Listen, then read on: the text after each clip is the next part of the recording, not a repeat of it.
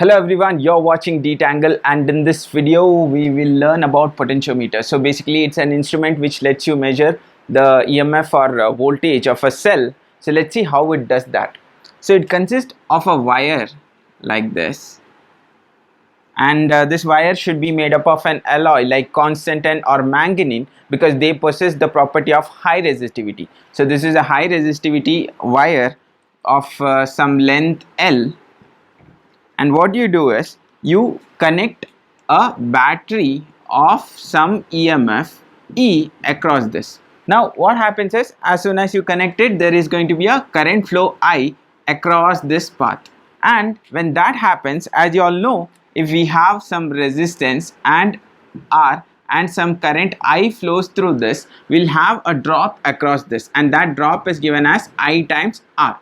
So the same thing happens here also. Since this wire is made up of some resistance, so when this current I flows, there will be a drop across this resistance, because of which you will get a potential drop across these 2 points. I'll take these 2 points as A and B. So across this you will have a drop.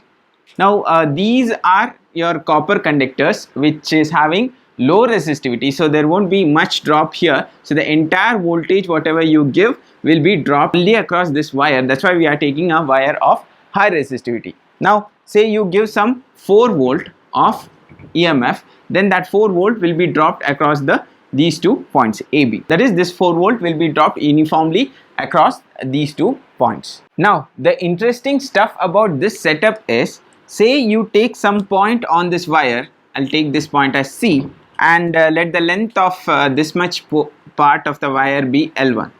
So by using this setup, I can find what is the potential difference across these 2 points. That is, I can find what is VAC. All I have to do is take the EMF per unit length, that is E by L, and multiply times whatever the length you take, L1. So here this term E by L is the total EMF divided by the total length. So you are getting EMF per unit length, that into whatever length you take, give the voltage across these 2 points. So to understand this, we'll take an example. Say here you consider 4 volt and let the length be 100 centimeter. That is, this is a 1 meter wire. Then E by L term, that is the voltage divided by voltage per unit length, total length is 100, will be 0.04 volt per centimeter. So this basically means that the voltage is 0.04 volt for every centimeter, which means 1 centimeter. If you take 1 centimeter of the length, the drop is 0.04 volt. Like that, if you take 2 centimeter, it will be again 0.04 plus 0.04, that is 0.08 volt. And for any measurement you can tell the voltage. That is, if you take some 50 centimeters, so for 50 centimeter the drop is going to be, for 1 centimeter it is 0.04, so 50 it should be 0.04 times 50, that is 2 volt. Now here this term E by L is called phi, is represented by the letter phi, and it is called the potential gradient. So potential gradient means how the potential changes with respect to the distance. So anything gradient just means that how that thing varies with respect to distance. For example, temperature gradient, so that means how temperature varies across distance. For example, if I stand here and the temperature is like 27 degrees Celsius, and if I stand here then it is like 30 degrees Celsius. So here we have a temperature gradient, that is temperature is varying with respect to distance. So in the same way here also, whatever the potential you give, that will vary across the distance. It will drop here and it will vary across the distance. Why this is useful is because here for any length of the wire you take, you can simply tell its potential difference. So now that we know the basics, let's see how the potentiometer is used to find the EMF of the cell. So now what we have to do is, say suppose this is a cell whose EMF we have to find. Let the EMF of the cell be E1. You take that cell and connect at this point A. It's like this. This is the connecting wires, and you connect the cell and pass it through a galvanometer and then connect it to a jockey. So jockey is basically a instrument which provides a sliding contact. That is, you can slide all over this wire, and when you touch the jockey on this wire, you are basically making a connection. So it is insulated on the outer part where you can hold it, but so towards the end it is conducting, so it makes a contact. So you can basically slide it. Now, so this is EMF is E1. Now what happens when you slide? So initially when you slide, as you know, there will be a current flow in this circuit. So this galvanometer might show some deflection, something like this. So you keep on sliding like this, keep on sliding, and you reach some point such that the deflection becomes zero. That is, galvanometer shows no deflection. So at that point, I'll take that point somewhere here. So let this point be C, where there is no deflection. So now the jockey is here.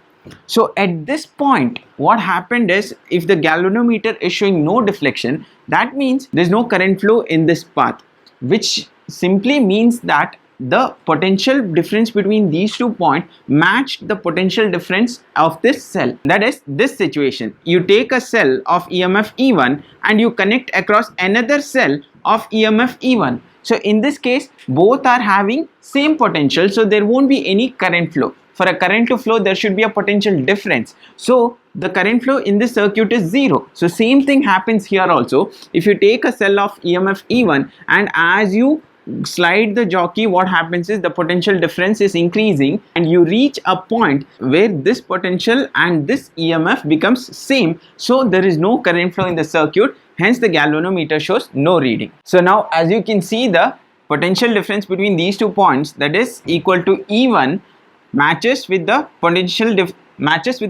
difference between these 2 points. And you know how to figure out the potential difference between these 2 points. We just did it. So this EMF E1 should be equal to potential per unit length times how much ever this length is. Let the length in this case be L1, times L1 will give you the potential difference between these 2 points, and that is the same as the potential difference between these 2 points, and it should be equal to the EMF of the cell. As you can see, there is no current flow across the cell, so there is no drop happening. So the entire potential difference across the cell should be equal to the EMF of the cell.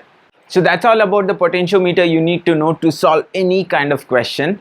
And there's one more aspect which I would like to tell, that is potentiometer. Usually when you draw, you only take a this length of the wire, that is like 100 centimeter, but in practical approach or in real life, we see potentiometer having longer wires. That is, in this case there is 100 centimeter, 200, 300, 400 centimeter long wire, and they are clamped together. So these are like copper connections. These are only the basically the lengths of that overall resistance which you have. And now what you do is you connect this point to a cell and the other end is here, so you connect it here. So here overall you are getting a 400 centimeter length of wire.